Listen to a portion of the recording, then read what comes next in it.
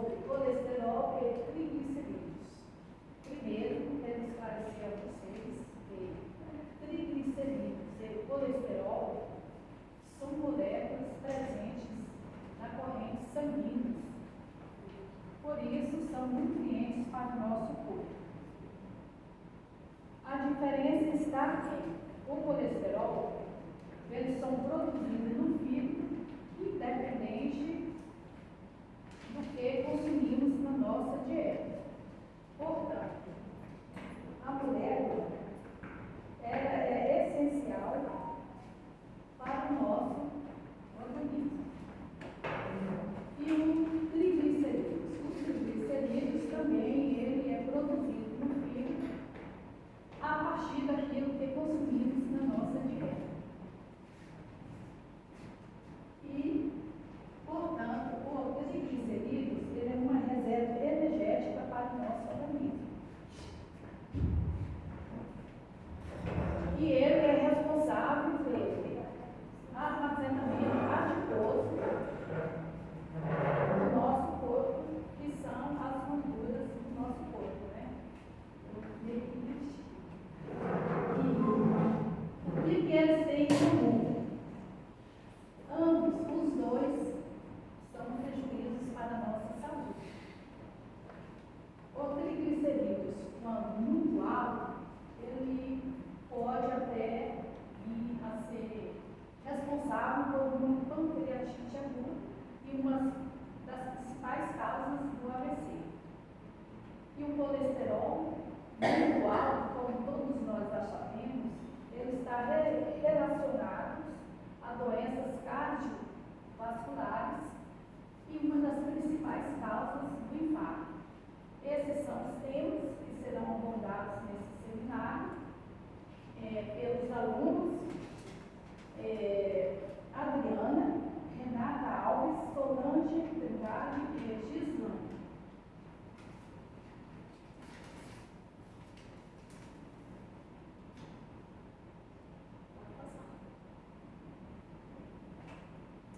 Boa noite, me chamo Solange. Eu vou dar continuidade do que a Marta falou. Aqui na nossa imagem, eu vou fazer uma pergunta. Você sabe o que são os triglicerídeos? Os triglicerídeos são as principais gorduras do nosso corpo, né? A função dessa gordura do nosso corpo é fornecer energia para o nosso organismo. Quando os triglicerídeos estão nesse nível elevado, né, eles ficam armazenados no tecido adiposo, que o colega falou, para o caso de seres necessários no futuro. Então, sabe aquela gordurinha que chamamos de pneuzinho, a barriguinha, né? Então, ela significa que nós estamos armazenando triglicerídeo em excesso. Então, o que causa os triglicerídeos altos é a má alimentação, né? Se você come mal, você vai causar triglicerídeo alto. E o excesso em carboidrato, que são os alimentos que contêm açúcar, né? Que as bebidas açucaradas, as massas, né, que contêm farinha, esses alimentos são os principais que fazem com que o triglicerídeo seja aumentado no nosso organismo. E, fora disso, também temos que fazer exercício físico. Não só a alimentação vai fazer com que o triglicerídeo seja controlado, mas nós temos também que ter exercício, né? E faço para o colega. Boa noite, me chamo Adriana. E hoje vou falar sobre a redução dos triglicerídeos. Controle do peso, né? Reduzir a ingestão de bebidas alcoólicas, reduzir a ingestão de açúcares simples e reduzir a ingestão de carboidratos. E substituir alimentos com gordura saturada pelos alimentos com ácidos graxos monos e polissaturados e aumento de atividade física, assim como nossa colega já falou, né? E aqui são os valores, né? Os valores é uma referência dos valores dos triglicerídeos nessa noite. O maior que 500, ele é muito elevado. E de 200 a 499, ele é elevado. E de 150 a 199, ele é alterado. E menor do que 150 é normal. Assim, colega. Boa noite, me chamo Gislaine. Vou falar sobre colesterol. O colesterol ele é uma gordura que tem no nosso corpo. Ele é um benefício e um malefício, né? O colesterol ele ajuda a gente ao nosso corpo, como que fala, a desenvolver. Ele é ótimo para nossos hormônios, tanto masculinos como feminino, né? Que é os hormônios estrogênio, testosterona, a vitamina D também. Tudo, como que a gente fala assim, tudo em excesso faz mal, né? Se tudo tiver na quantidade certa, ele faz bem para o nosso corpo, né? Pode passar. E, como eu falo que se tudo estiver bem, né? É bom para o nosso corpo, a gente fala do sintoma do colesterol alto. Que muita gente não, ele não apresenta sintomas. Mas a pessoa pode apresentar alguns sinais, né? Cansaço, alguma coisa assim que faz ela levar ela no médico, né? Porque o colesterol ele é diagnosticado só a partir do médico. O médico faz os exames sanguíneos, tudinho, e aí lá dá para saber se está alto ou não. Por isso a importância, né, do check-up sempre anual, sempre fazendo um check-up, para a gente ter essa noção. Pode passar. E os fatores de risco, né, para o desenvolvimento de colesterol e triglicerídeos, que são o fumo, né, o álcool, tudo. O fumo já causa muito. O fumo e o álcool, eles causam bastante danificação da nossa parede da artéria. Pressão alta também. Geralmente quem tem pressão alta tem a pressão alta e já tem o colesterol junto, porque no caso do colesterol ele cria gorduras, né, na artéria interna e acaba diminuindo a pressão sanguínea, e é onde o corpo pode gerar pressão alta. Um histórico familiar, porque pode passar, né, de um familiar para o outro, pode ser genético. A diabetes também, porque o açúcar em excesso ele danifica as paredes da artéria. E doença renal crônica, obesidade, idade de homens acima de 45 e mulheres.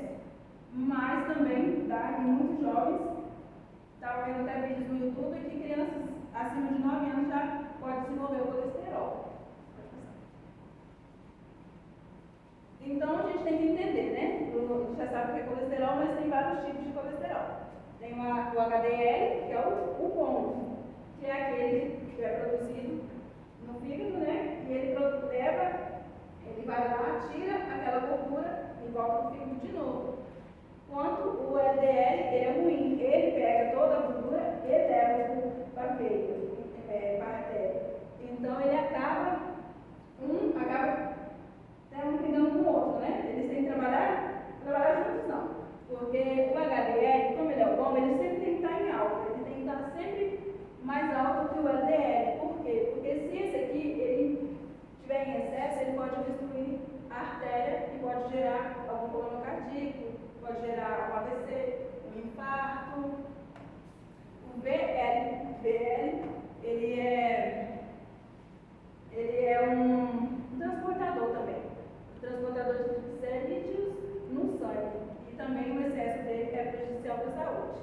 E o colesterol total, que é o exame de todos, mas a nossa colega vai falar, e eu passo para ela.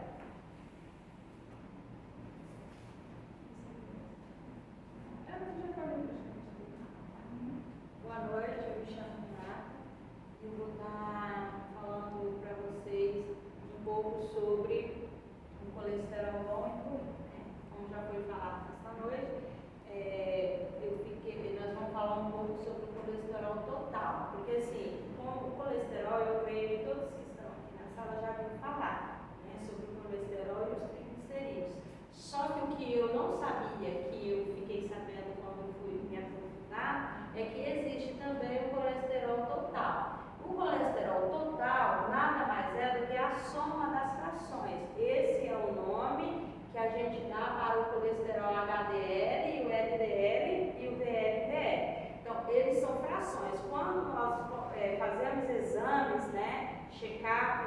ou às vezes o médico pede por algum motivo, são chamados de frações. Eles podem ser feitos. Pode passar. Pode passar. Ele pode ser feito tanto apenas um por vez, né? Ou eles podem ser feitos apenas em um exame, todas as frações juntas.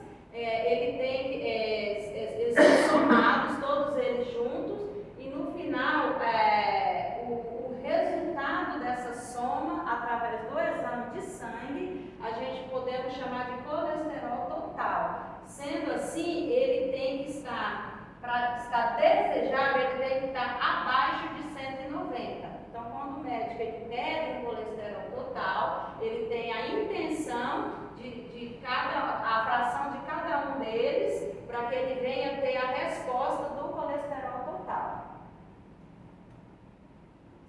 Aqui, LDL, a gente sabe, todos nós sabemos que HDL e LDL são colesteróis, né? E aqui, o LDL quer dizer que é uma lipoproteína de baixa densidade. Faz parte da família das lipoproteínas. É popularmente denominada colesterol ruim ou colesterol mau, porque em altas taxas ele está relacionado com a aterosclerose e, portanto, está também indiretamente relacionado ao infarto e AVC, por exemplo. E a lipoproteína, a HDL, é a lipoproteína de alta densidade. Faz parte da família das lipoproteínas, é chamada de colesterol bom. E o colesterol total, né, ele é chamado de o VLDL, ele é uma lipoproteína de baixíssima densidade. Então a gente podemos ver a diferença.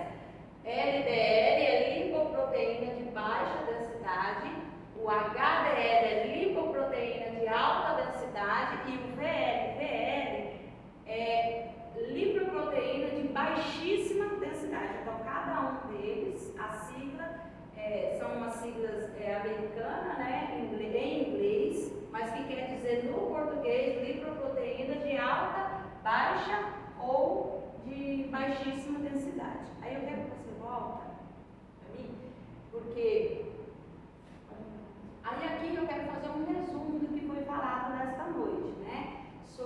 Só apenas para ressaltar sobre o que é o colesterol, o que ele causa, né, na nossa saúde, que já foi falado hoje. Então, assim, o colesterol são gorduras fundamentais para a produção de vitaminas, hormônios e sais biliares. Aí aqui também qual a diferença de um e de outro, né? Porque quando eu comecei essa matéria, eu fiquei muito na dúvida, até eu conseguir decorar, foi estudando muito, né, nesse sentido. Então aqui eu quero, né, mais uma vez frisar para vocês que um ajuda a eliminar o colesterol e o outro acumula nas artérias. É por isso que um é bom e o outro é ruim, porque eles trabalham na contramão, né? Esse aqui, ele é o bom porque ele tenta eliminar esse aqui da nossa parede arterial.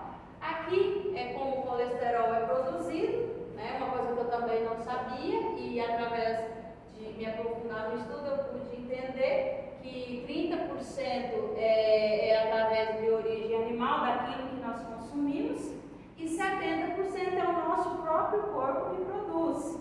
É por isso que a gente tem que estar, né, sempre, né, tentando entender e vivendo uma vida saudável, né? Porque se nós produzirmos 70% de gordura do nosso próprio corpo, esses 30% corresponde àquilo que nós comemos. É por isso que hoje a gente vê muito paciente com colesterol alterado, né? A cada 10 pessoas, 8, 9 estão com problemas de colesterol. Aqui, mais uma vez, a dica, né, para baixar o colesterol, né?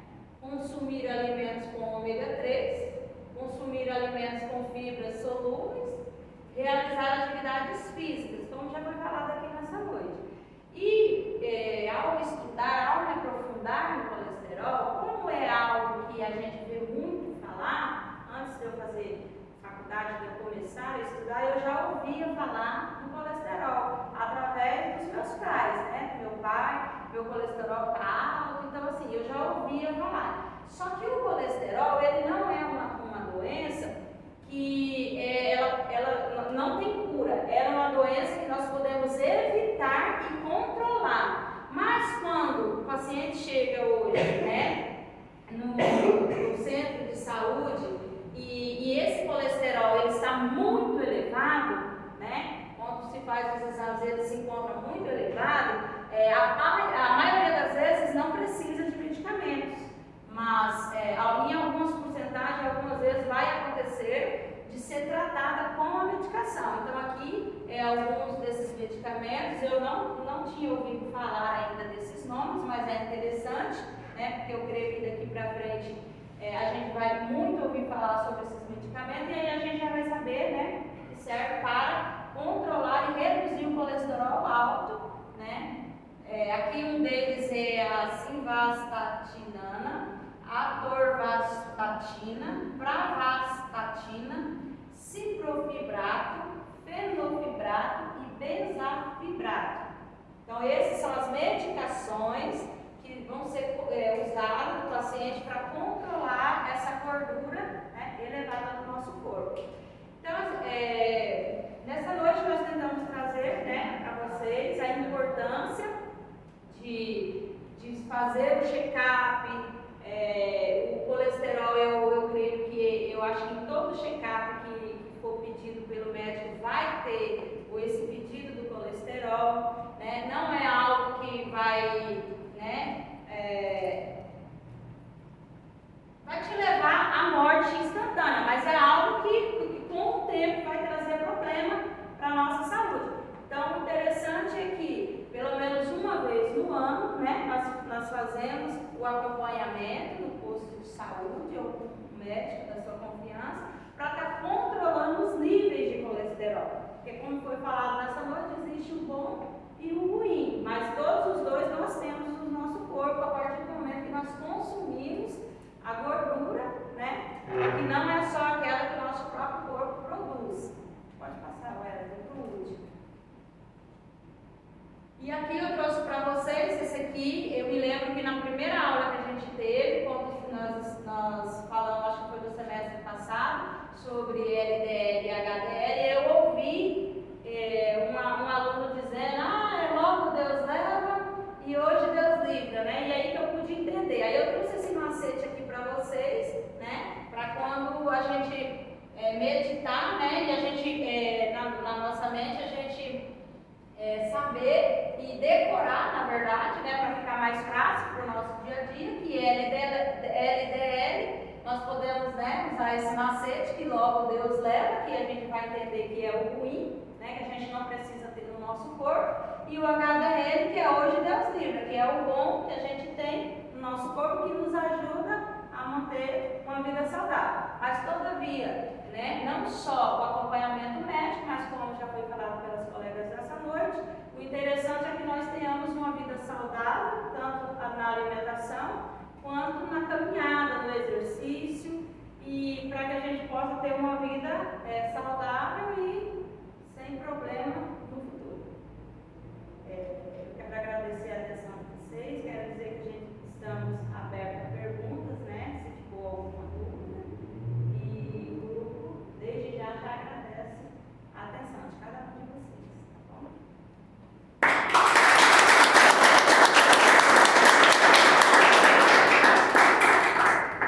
A Luiz? Alguém ficou com alguma dúvida? Não tem ninguém na sala. Gente, alguém ficou com alguma dúvida?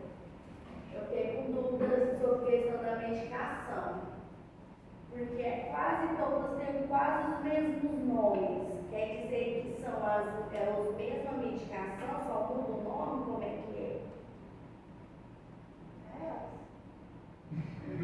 Vai ter que ser. Não, ó. Pra elas. Eu acredito que sim. Eu, na verdade, não estudei sobre isso, mas eu acredito que sim. Eu trabalho no posto de saúde lá.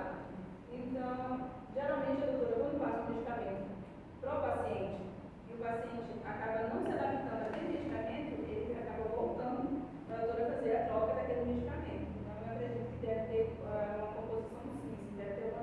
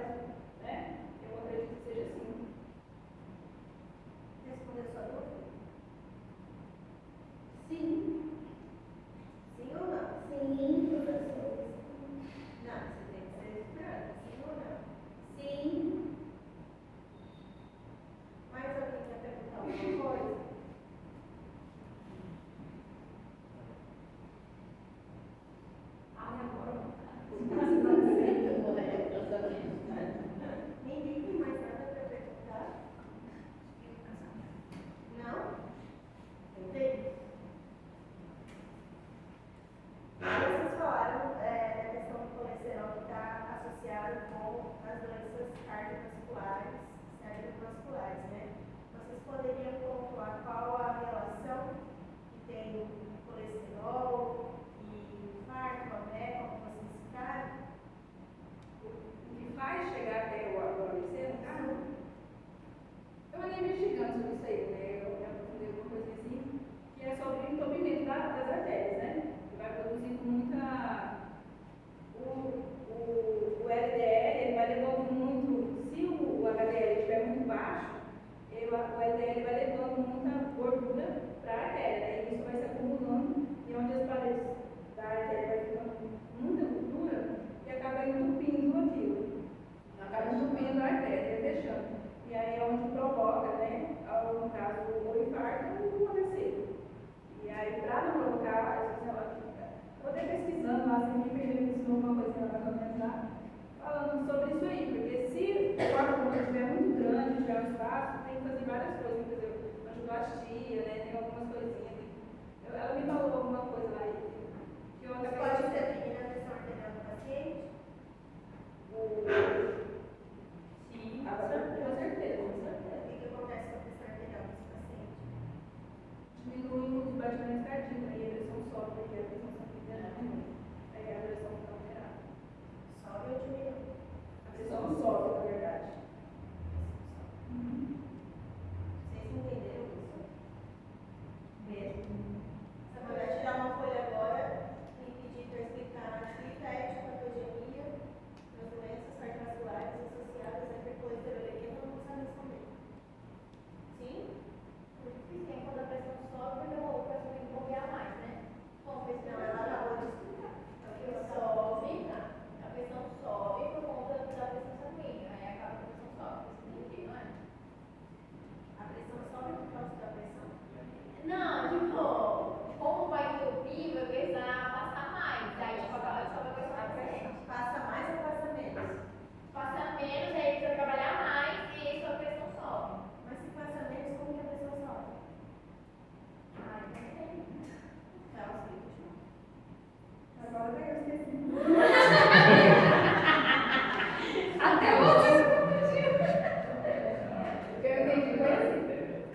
Literalmente, o LDL leva a gordura. Então tem que estar no nível, os dois têm que estar no nível. O HDL sempre tem que estar mais baixo, ou mais alto do que o LDL, né? Por quê? Porque o LDL é o colesterol bom, é ele que limpa essas paredes, né? Se o LDL estiver maior, ele acaba entupindo aquela veia, né? Ele começa a acumular, tem uma aqui, ó, como se tivesse aqui, ó. Acaba entupindo, acaba acumulando aqui. E aí aparece da artéria. Então a pressão sanguínea, geralmente, né, vai ter que bombear, vai ter que tentar levar muito sangue para lá. Porque já pensou, se for diminuir o sangue, a gente vai diminuir para passar naquele lugar lá, né? Vai diminuir a artéria, porque o corpo tem que trabalhar no mesmo equilíbrio, né? Eu acredito que seja assim. E aí, com as paredes, então, vai diminuir o fluxo sanguíneo. Eu acredito que seja mais ou menos isso. Ele vai ter que trabalhar mais e a pressão vai subir. É mais ou menos isso, né, professor? Eu expliquei errado. Eu expliquei certo. Não, você entendeu certo, mas o mecanismo talvez para ficar claro, a gente vai ilustrar um pouco isso. É que assim, quando a gente fala de pressão arterial, tá? Só achei um pouquinho claro para escrever. Ó, a pressão arterial, ela é determinada pelo débito cardíaco vezes a resistência vascular periférica, tá? O que é isso? É determinado pela quantidade de sangue mínima que tem que ser ejetada pelo ventrículo esquerdo e pela resistência vascular periférica, que é determinado pelo tônus que nós temos na nossa vasculatura. Então, assim, ó, se eu tiver, por exemplo, um vaso de planta lá no fundo da sala, certo? E eu quero que a água chegue até lá. Eu tenho uma mangueira. O que eu vou fazer para a água chegar até lá? Eu vou ter que fazer o quê? Aqui eu tenho um calibre, certo? A gente coloca o dedo para diminuir a área e aumentar a pressão. Certo? Então, quando a gente tem uma hipercolesterolemia, que é isso que ela explicou, que os níveis de colesterol eles ficam mais elevados, e LDL e HDL são transportadores, é como se fosse um Uber. Um tira da corrente sanguínea e joga para o fígado, e o outro tira do fígado e joga para a corrente sanguínea, a nível arterial, certo? Aí o que vai acontecer?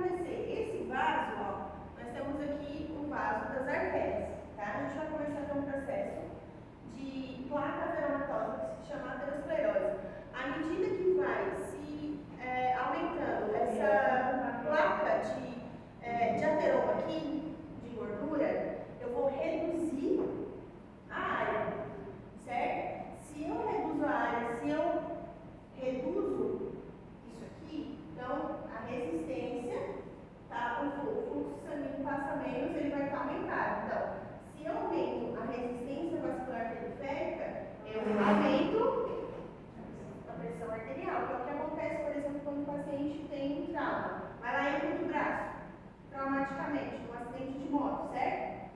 Perdeu o braço, começou a perder sangue. Diminui o volume, não diminui? A resistência vascular periférica começa a cair. O que o corpo faz? Ativa o sistema renina, angiotensina, aldosterona para fazer o quê?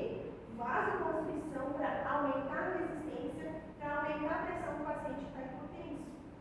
Então, aqui com essa placa de gordura, o fluxo sanguíneo ele fica reduzido, certo? Porém, a pressão arterial, ela aumenta. E o paciente pode infartar porque essa formação aqui, esse depósito de gordura, faz com que a gente tenha o quê? Um processo inflamatório nessa região. Então, a gente vai ter o quê? Liberação de prostaglandinas, certo? O fluxo, ele começa a passar turbulento nessa região aqui. E quando eu falo a nível de vaso, a gente tem o quê? O endotélio revestindo essa camada interna, correto? Se a pressão sobe, eu vou ter lesão no endotélio e com isso eu faço um desnudamento nessa região e faço exposição do colágeno subendotelial que eu tenho aqui abaixo. Eu não posso ter o quê? Colágeno exposto. Isso ativa a cascata de coagulação, de trombose e plaquetas vão ser o quê? Ativadas para essa região. Então, além de eu ter essa formação de placa teromatosa, processo inflamatório, recrutamento de macrófagos, de células polimorfonucleares, nessa região eu vou começar a ter o que também? Ativado patologicamente. Ativação da cascata de coagulação. Então, começa a formar o quê? Dentro do vaso é trombo.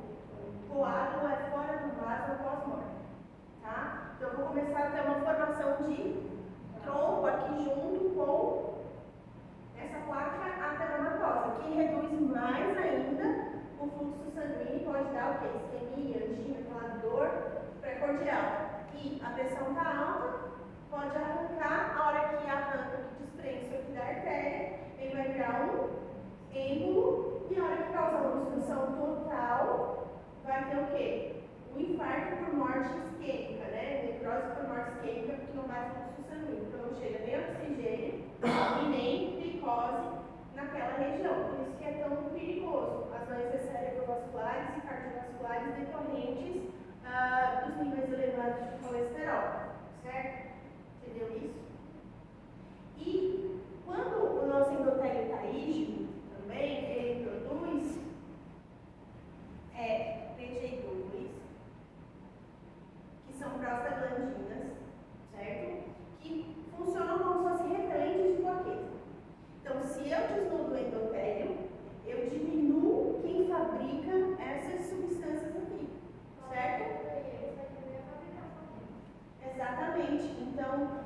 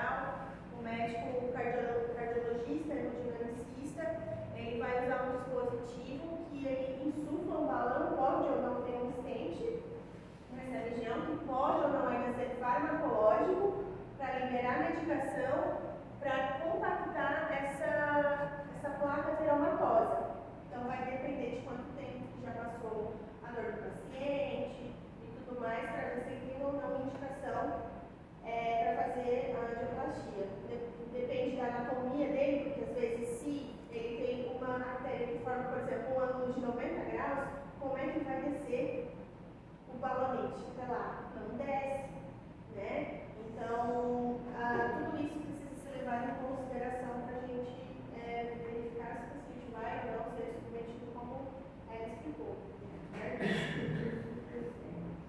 Muito, então a gente tem que entender isso, sem de hipertensão, de diabetes, porque vai ser o dia a dia de vocês. Se vocês forem trabalhar em hospital, forem trabalhar em home care, se forem trabalhar em unidades básicas de saúde, vocês precisam entender isso aqui e explicar e motivar o paciente de vocês para hábitos saudáveis. E se ele for tabagista, como ela falou, piora por causa disso